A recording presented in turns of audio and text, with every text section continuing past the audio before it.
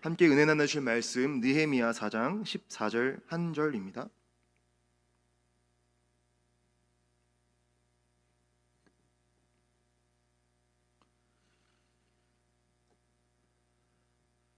느헤미야 4장 14절 말씀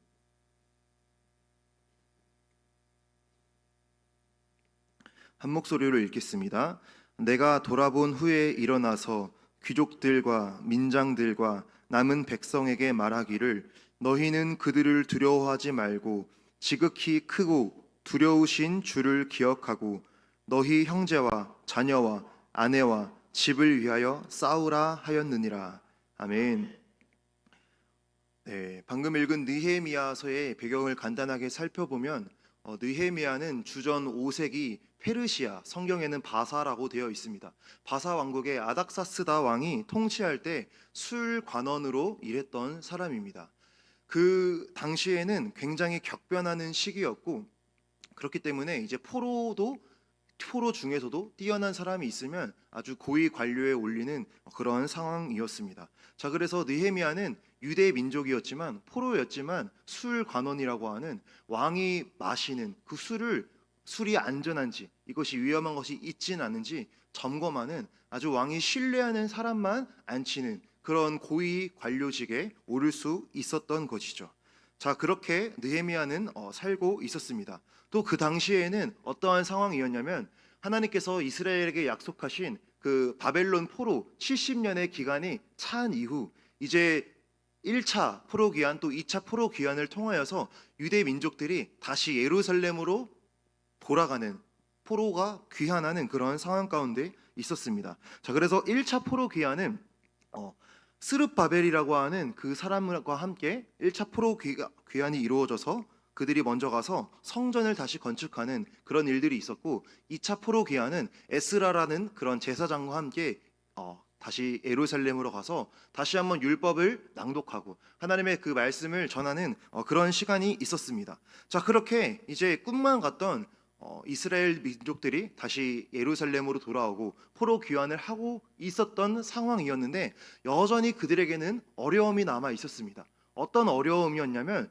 그들이 성전을 건축하고 다시 어느 정도는 포로 귀환을 이루어냈지만 아직까지 그들은 그 성벽이 없었기 때문에 안전한 상황이 아니었습니다. 그 당시 주변에 많은 민족들이 살고 있었고, 그 사람들은 예루살렘, 이스라엘이 하나님께서 선택하신 그 이스라엘 민족이 다시 세워지는 것을 두려워하고 있었기 때문에 그 이스라엘이 성벽을 세우는 것을 안 좋아하는, 자, 그런 상황 가운데 성벽이 없으니까 틈만 나면 이제 이스라엘을 쳐들어와서 그들을 괴롭히고 약탈하고, 자, 그런 상황 가운데 처해져 있었던 것이죠.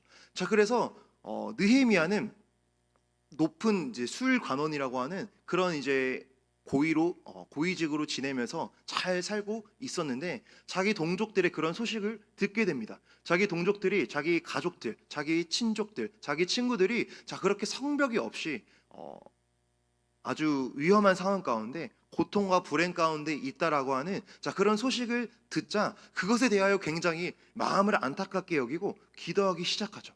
기도하면서 하나님께 이 성벽 재건을 자신이 할 수 있게 해달라고 간절하게 기도를 합니다. 자, 그 간절한 기도의 결과 하나님께서는 그 느헤미야의 기도를 들으시고 아닥사스다 왕을 설득하여서 결국 승낙을 받아서 성벽 재건을 할 수 있도록 하는, 자, 그런 역사가 일어나는 것을 알 수 있습니다. 자, 여기서 우리가 살펴볼 수 있는 것은 하나님께서는 하나님의 일에 감동내는 그 한 사람을 통하여 자신의 일을 이루신다라는 것입니다. 사실 이 소식을 누구라도 다 들었을 것입니다.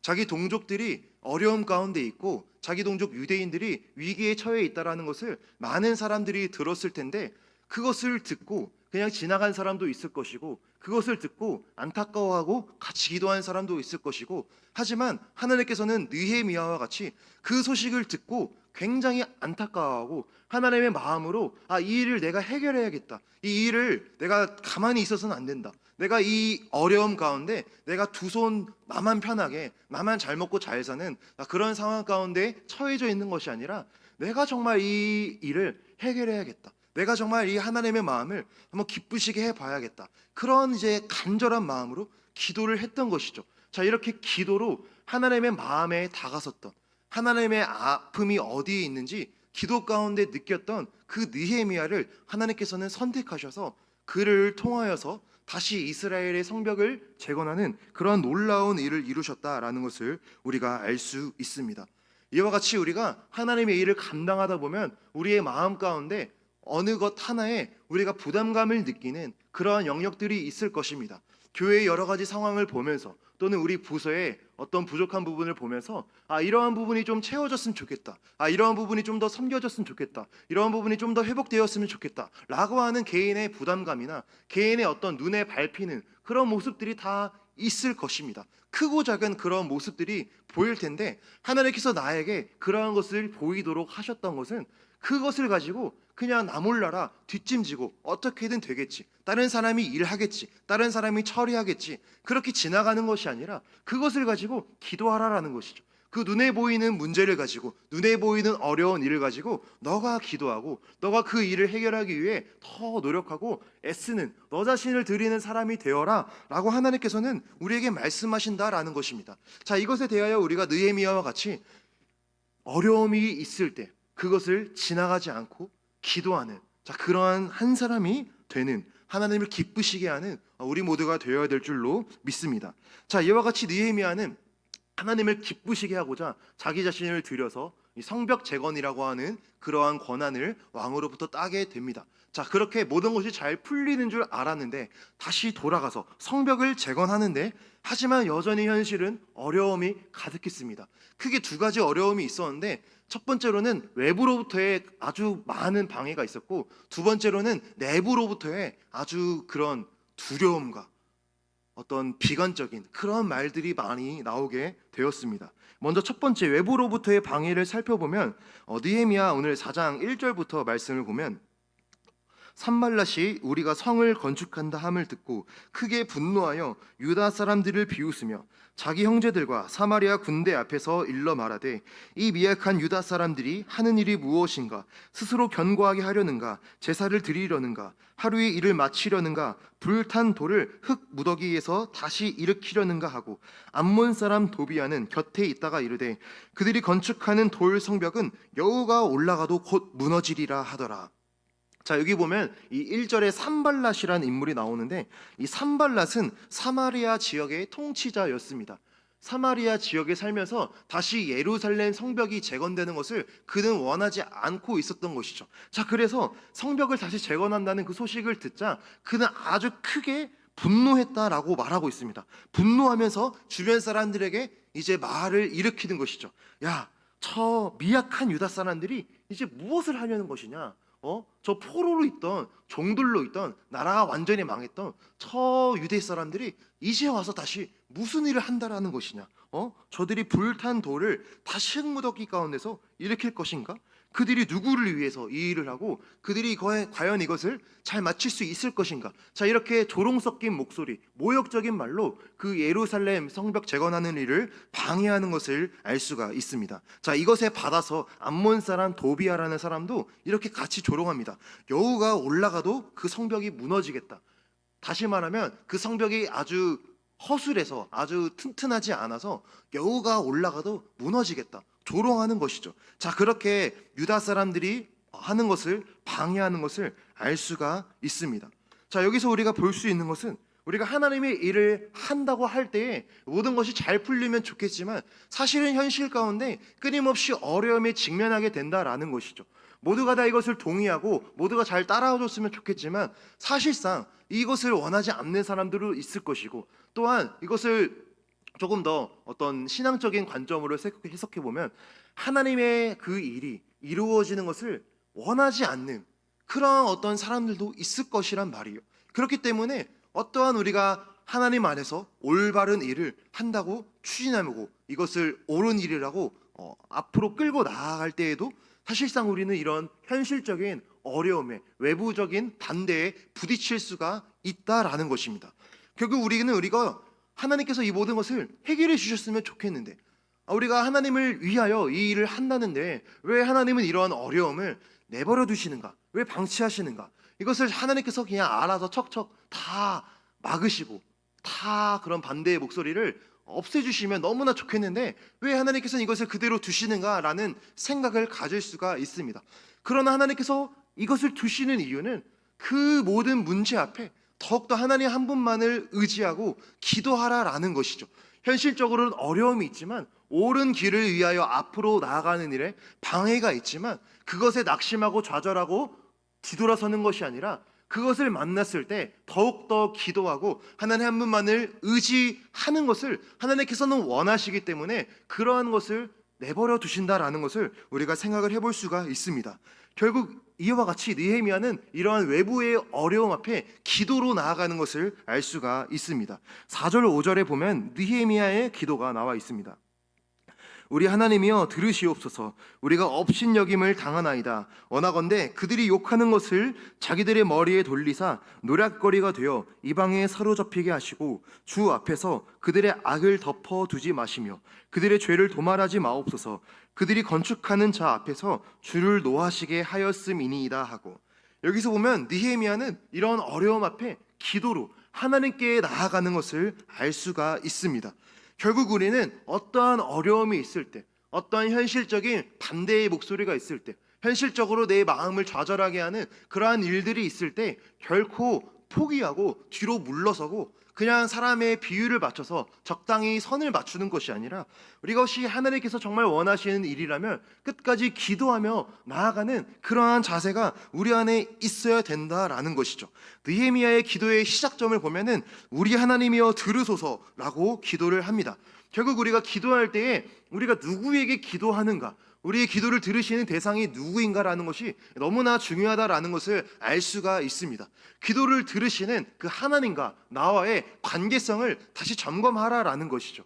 우리가 그냥 일반 다른 종교를 섬기는 그런 불교에서 하듯이 인격 없는 그런 어떤 불상 앞에, 인격 없는 그런 어떤 형상 앞에 기도하는 것이 아니라 우리의 기도를 들어도 응답하지 못할 그런 어떤 죽은 사람에게 기도를 하는 것이 아니라 우리가 기도하는 그 대상이 살아계시고 오늘도 역사하시고 우리의 아버지 되시는 하나님이기 때문에 그 하나님을 기억하고 하나님과의 관계성 안에서 대상을 분명히 하여 기도하라라는 것입니다. 예수님께서 우리에게 알려주신 기도의 첫 번째 주기도문도 하늘에 계신 우리 아버지여라고 예수님은 알려주십니다. 여기서 우리가 주목할 것은 아버지라는 것입니다. 하늘에 계신 그 하나님, 말씀으로 이 세상을 만드시고 다스리시고 통치하시고 이 세상 모든 것을 주관하시는 그 하나님이 우리의 아버지라는 것이죠. 하나님과 나와의, 하나님은 나의 아버지이시고 나는 하나님의 자녀이다라고 하는 그러한 올바른 관계 아래에서 우리가 하나님을 향하여 기도하는 것이 너무나 중요하다라는 것을 우리가 알 수가 있습니다. 우리가 힘들 때에 우리가 부모님께 연락을 하거나 우리가 가장 의지하는 분께 연락을 하는 것을 우리가 종종 발견할 수가 있습니다. 저도 사역을 하면서 어떤 마음이 힘들 때나 마음이 어려울 때 저희 아버지한테 이제 전화를 해서 이제 여러 가지 조언도 구하고 이제 그런 마음도 나누는 그런 시간이 있습니다. 제가 저를 뒤돌아보면 조금 더 어렸을 때는 엄마를 조금 더 이제 의지하고 엄마랑 좀 더 이렇게 관계를 맺었던 것 같은데 조금씩 나이가 많은 건 아니지만 조금씩 이제 어떤 사회생활을 하면서 교회 사역을 하면서 어떤 힘든 일이 있을 때나 좀 마음에 이런 고민이 있을 때 조금 더 이제 신중하게 의논을 해야 될 때 아버지랑 더 연락을 자주 하고 아버지랑 더 마음을 많이 나누는 것을 알 수가 있습니다. 결국 우리는 부모님께 우리가 조언을 구하는데 왜 우리가 부모님께 조언을 구하나요? 왜 우리가 부모님께 기도를 부탁하고 왜 우리가 부모님께 더 의지를 하나요? 부모님이 나를 사랑하시고 부모님은 언제 어디서나 어떠한 일이 있어도 나의 편이라는 것을 우리가 믿기 때문에 부모님과의 관계 안에서 부모님은 언제나 내 편이야, 부모님은 언제나 나를 사랑하셔 라고 하는 그런 확실한 믿음이 있기 때문에 어떠한 일이 있어도 우리는 부모님께 이제 조언을 구하는 것을 볼 수가 있습니다. 이것을 우리가 정말 하나님과의 관계 안에서 하나님이 정말 나의 편이시고 하나님이 정말 나를 사랑하시는 나의 아버지다라는 것이 확실하게 우리 안에서 정립이 되어 있으면 확실하게 하나님과의 관계 안에서 평안함을 누리며 하나님과의 관계 안에서 그 사랑을 누리는 사람이라면 어떠한 일이 있어도 하나님께 먼저 기도하고 하나님께 먼저 의지하고 하나님께 먼저 나아가는 우리가 될 수 있다라는 것을 알 수가 있습니다. 결국 우리는 느헤미야와 같이 어떠한 일이 있을 때 어떠한 마음이 좌절되고 낙심되고 힘든 일이 있을 때 그 어떠한 것을 의지하는 것보다, 다른 사람을 의지하는 것보다 하나님 한 분만을 우리가 바라고 의지하고 하나님께 나아가는 우리 모두가 되어야 될 줄로 믿습니다. 결국 하나님께서는 이 모든 것을 통하여서 우리의 내면을 먼저는 변화시켜 주시고 우리에게 다시 일어날 수 있는 힘을 주시고 우리 마음 가운데 다시 용기와 힘과 다시 일어날 수 있는 은혜를 부어주신다라는 것을 알 수가 있습니다. 로마서 8장 31절 32절 말씀에서도 그런즉 이 일에 대하여 우리가 무슨 말하리요? 만일 하나님이 우리를 위하시면 누가 우리를 대적하리요? 자기 아들을 아끼지 아니하시고 우리 모든 사람을 위하여 내주시니가 어찌 그 아들과 함께 모든 것을 우리에게 주시지 아니하겠느냐. 아멘. 이 말씀이 너무나 힘이 되는 것은 하나님께서 우리를 위하시면 누가 우리를 대적하느냐라고 말씀하고 있습니다. 하나님이 나의 편이신데, 하나님이 나의 아버지신데 누가 나의 대적이 될 수 있느냐? 자기 아들을 아끼지 아니하시고 우리 모든 사람을 위하여 내주시니가 어찌 그 아들과 함께 모든 것을 우리에게 주시지 아니하겠느냐? 아들을 주신 하나님의 사랑이 가장 큰 사랑입니다. 이 사랑을 받았던 어찌 우리가 그 하나님께서 가장 좋은 사랑을 우리에게 베풀어 주셨는데 하나님께서는 우리에게 더 좋은 것을, 더 모든 것을 허락하신다라는 것이죠. 결국 우리는 나에게 아들까지 준 그 하나님의 사랑을 기억하고 어떠한 일이 있을 때에도 절대로 낙심하고 좌절하고 포기하고 절망하는 것이 아니라 그 하나님만을 바라보며 하나님 우리 아버지여 나의 기도를 들어주세요 라고 기도로 나아가는 우리 모두가 되어야 된다라는 것입니다. 계속해서 본문으로 돌아가서 느헤미야는 이렇게 기도한 후에 다시 힘써서 성벽 재건을 다시 진행을 합니다. 4장 6절 말씀, 이에 우리가 성을 건축하여 전부가 연결되고 높이가 절반에 이르렀으니 이는 백성이 마음들여 일을 하였음이니라. 느헤미야는 방해와 어려움이 있었지만 그것을 굴하지 않고 기도하고 하나님께 다시 힘을 얻어서 다시 백성들을 이끌어서 성벽 재건을 이루어간다라는 것을 알 수 있습니다. 자, 이렇게 중간 정도, 절반 정도 성벽 재건이 이루어졌을 때 그 아까 방해했던 외부 세력들 산발락과 도비아는 다시 심히 분노했다라고 말을 하고 있어요. 심히 분노해서 더 이렇게 열을 내고 더 그들을 도발을 합니다. 자, 그것에 대하여서 느헤미야는 이제 파수꾼, 무장한 칼과 방패와 창을 든 파수꾼을 세워서 그 성벽 재건하는 것을 지키도록, 주야로 지키도록 이제 경계를 세운다라는 것이 그 말씀에 있어요. 자, 이렇게 외부의 방해에 대해서, 외부의 어려움에 대해서 느헤미야는 정말 강력한 리더십을 발휘해서 외부의 방해를 이겨나가는 것을 볼 수 있어요. 자, 그러나 한 가지 더 문제가 있습니다. 내부적으로도 흔들리기 시작했다라는 것이죠. 내부적으로도 그 사람들, 유다 백성들은 성벽 재건을 하면서 흔들리기 시작합니다. 마음의 두려움이 일어나니까 이것을 포기하자, 그만하자, 돌아가자, 이런 말들이 이제 일어나기 시작하는 것이죠. 4장 10절부터 보면 10절, 유다 사람들은 이르기를 흙 무더기가 아직도 많거늘 짐을 나르는 자의 힘이 다 빠졌으니 우리가 성을 건축하지 못하리라 하고, 다시 말하면 아직도 할 일이 많이 남았는데 느헤미야야, 우리는 힘이 다 빠졌어. 우리는 이제 못할 것 같아. 우리 그만하자.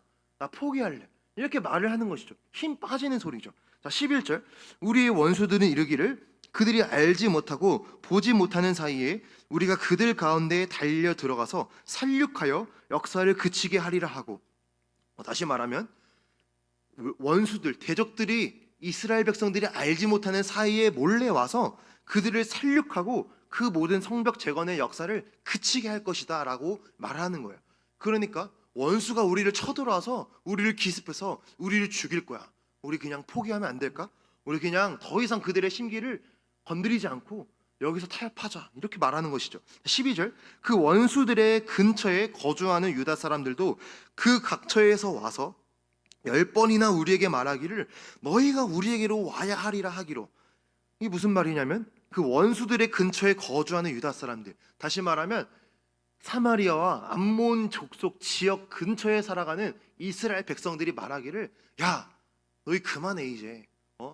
너희 이 사람들이 너희 죽인다고 하는데, 너희 성벽 재건 다 무너뜨린다는데 너희 거기까지만 해. 너희 많이 했어. 다시 돌아와. 성경에 보면 10번이나 우리에게 말했대요. 10번이나 회유했대요. 10번이나. 그만해. 너 안 해도 돼. 안 해도 괜찮아. 하나님 우리 편이신데. 하나님 그 마음 다 아셔. 포기해. 괜찮아. 끊임없이 회유하는 것이죠. 자, 이러한 상황입니다. 안팎으로 어느 것 하나 쉬운 길이 하나도 없는, 자, 그러한 정말 포기하고 싶은, 자, 그런 상황 가운데 느헤미야는 정말 뚝심이 있는 그런 믿음의 사람이었어. 절대 거기서 포기하지 않고 이 예루살렘 성벽 재건이 하나님께서 기뻐하시는 일이다라고 하는 확신이 있으니까 정말 강력하게 다시 한번 밀어붙입니다.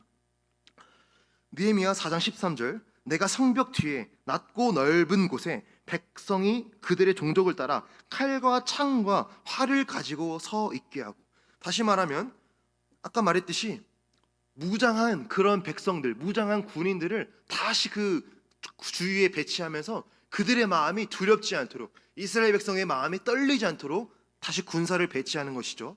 자, 그리고 이제 그들을 불러서 그들을 설득합니다. 4장 14절, 내가 돌아본 후에 일어나서 귀족들과 민장들과 남은 백성에게 말하기를 너희는 그들을 두려워하지 말고 지극히 크고 두려우신 주를 기억하고 너희 형제와 자녀와 아내와 집을 위하여 싸우라 하였느니라. 아멘. 백성들을 설득하기를, 야, 너희는 사람을 두려워하지 마. 너희의 대적들을 두려워하지 마. 너희를 죽이겠다고 하는 그 원수들을 두려워하지 마. 우리가 두려워해야 될 대상은 지극히 크고 두려우신 하나님이야. 하나님 한 분만을 두려워하고 하나님만을 의지하고 끝까지 나아가. 끝까지 싸우자. 포기하지 마. 담대하게 이 길을 나아가라고 선포하는 것이죠. 자, 이 느헤미야의 리더십과 느헤미야의 이 어떤 담대함이 정말 하나님으로부터 오는 그런 담대함이었기에, 하나님으로부터 오는 그런 충만함이 있었기에 느헤미야는 절대 어느 것 하나에도 흔들리지 아니하고 포기하지 아니하고 끝까지 하나님의 그 뜻을 밀어붙이는, 자, 그런 아주 담대한 그런 용기 있는 모습을 우리가 볼 수 있습니다. 자, 오늘날 우리가 살아가는 현실도 사실은 너무나 쉽지가 않습니다. 모든 것이 다 흔들리고 있습니다. 교회 안팎으로 어느 것 하나 쉬운 것이 없습니다. 코로나를 지나면서 우리 다 아시잖아요. 코로나를 지나면서 정말 너무나 어렵다고 하는 교회가 너무나 많아요. 제가 동기 전도사님들 만나서 이야기를 해보면 어느 분 하나 사역이 쉽다라고 말하는 사람이 한 명도 없어요. 모두가 다 모든 전도사님들이 우리 교회에 이런 어려움이 있고 이런 아픔이 있고 이런 갈등이 있고 이런 정말 마음 아픈 일이 있다, 이렇게 말하는 사람이 정말 많이 있습니다. 여러 가지 어려움이 있고 좌절할 일이 많고, 또 경제는 어떻습니까? 이번 주에 정말 큰 어떤 사건이 있었잖아요. 경제적으로도 다 흔들리고, 전쟁도 도대체 이 전쟁은 언제 끝나는지, 오히려 이 전쟁은 끊임없이 더 점점 격해지기만 합니다. 벌써 러시아 우크라이나의 전쟁 3년이나 지나갔습니다. 언제 끝나지 알지 못하고, 또 중국과 대만의 그런 갈등도 전문가들이 말하기를 올해는 아직 잠잠하지만 내년이나 내후년에 전쟁이 일어날 수도 있다라고 말하는 그런 전문가들의 말도 있습니다. 결국 이러한 모든 안팎으로 내부적으로나 외부적으로 모든 것이 흔들리는 이러한 상황을 살아가면서 우리가 기억해야 될 것은 이 느헤미야의 말씀과 같이 어떠한 어려움에도 굴복하지 말고 포기하지 말고 이 믿음의 길을 나아가는 것, 하나님의 나라를 세워가는 것, 우리의 몸된 교회 공동체를 세워가는 이 일에 있어서 지극히 크고 두려우신 하나님을 기억해라. 하나님만을 의지해라. 하나님만이 이 모든 것을 다스리신다. 결국에 하나님께서 이 모든 것을 통치하시기 때문에 그 하나님만을 두려워해. 사람을 두려워하지 마. 상황을 두려워하지 마.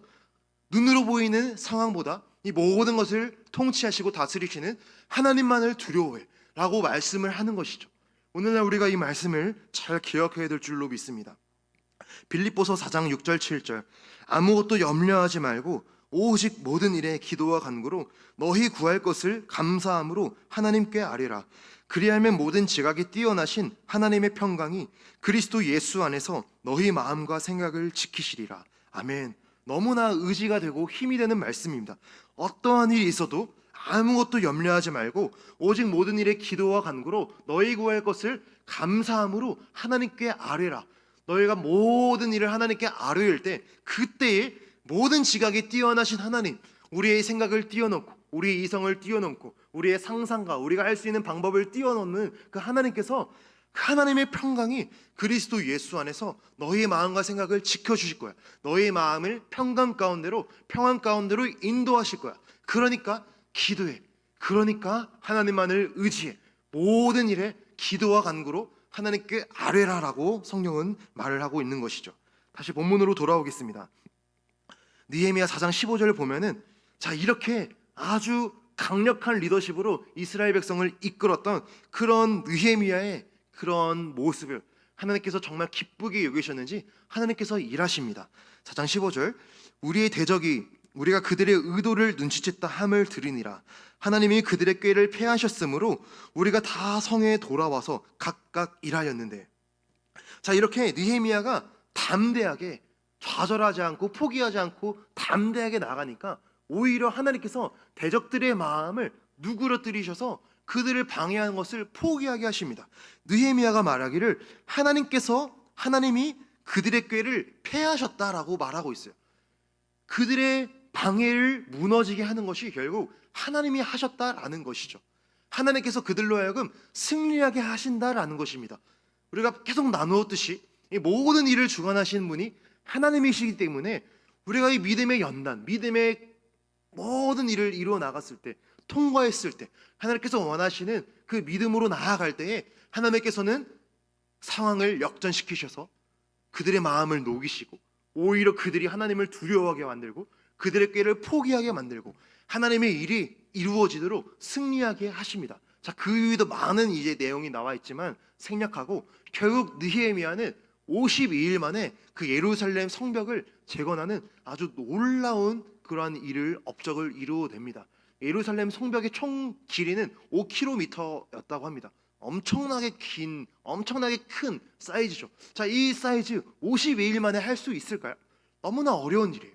하지만 느헤미야는 하나님만을 바라보고 하나님만을 의지했을 때 하나님께서 주셨던 리더십과 지혜와 통솔력으로 52일 만에 성벽 재건을 이루어내는 귀한 일에 쓰임을 받게 됩니다. 자, 마지막으로 느헤미야는 이 15절에 말할 때 하나님께서 그들의 꾀를 패하셨다라고 말하고 있어요. 그러니까 느헤미야가 강조하고 있는 것은 자기의 리더십을 자랑하는 것이 아니라 하나님이 하셨다라는 것을 끝까지 말하는 것입니다. 하나님이 그들을 패하셨다.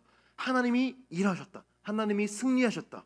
결국 우리가 어떠한 일을 이루어낼 때, 우리가 큰 하나님의 사명을 감당해 나아갔을 때, 우리가 큰 하나님께서 기뻐하시는 어떠한 사명을 이루어냈을 때 우리가 자랑할 수 있는 것은 내가 이것을 했다. 내가 열심히 노력해서 내가 아주 열심히 해서 이번 일이 잘 끝났다. 이번 프로젝트가, 이번 성령학교가, 이번 어떤 하나님의 사역이 아름답게 일어났다. 끝났다. 라고 자랑을 하면 안 된다라는 것이죠.